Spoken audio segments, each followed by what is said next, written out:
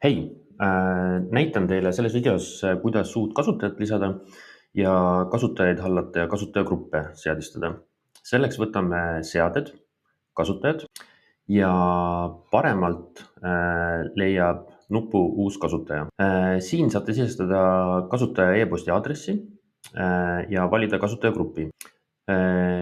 Kasutaja emailile saadetakse link ja sellel klikkides saab kasutaja oma profiili lõpetada, salasõna sisestada ja ka kasutaja aktiveerida. Kindlasti tähele panna seda, et kui email ei jõua kasutajani, et siis kontrollida ka rämpsposti kausta. Kasutajagrupid ja õigused. Et kui võtate lahti kasutajagrupid ülevalt nupust, siis meie poolt on ette antud 4 kasutajagruppi. Nendel klikkides on näha õiguseid. Klikime siit seda noolekest, siis on näha kõik õigused, kas on vaatamine, muutmine või kustutamine mingisuguse vaate kohta.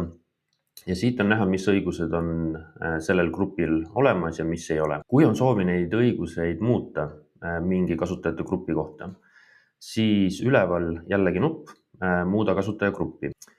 Ja kui klikkida siin paremal noolel, siis avanevad kõik võimalused. Ja siin saate siis õiguseid juurde anda või maha võtta, vastavalt siis, mida sellele kasutajagrupile soovite jagada ja mida mitte. Esimene siis on vaatamisõigus, teine on ka muutmisõigus ja kolmas on siis selles vaates ka kustutamisõigus.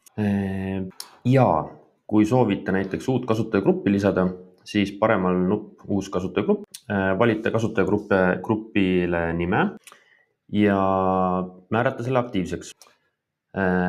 Paremalt jällegi saate kõik need grupi õigused korraga lahti võtta ja vaikimisi on kõik keelatud, aga kui panete näiteks administraatori, siis on kõik vaikimisi lubatud. Ja vastavalt emba-kumba pidi lihtsam on, saate siis õiguseid maha võtta või juurde lisada ja loomulikult siis alt salvestada. Ja üks oluline asi veel, kasutajate juures on selline koht ka nagu kasutajate tegevuste ajalugu, kust on võimalik siis näha, et mida mingi kasutaja siis on muutnud või teinud.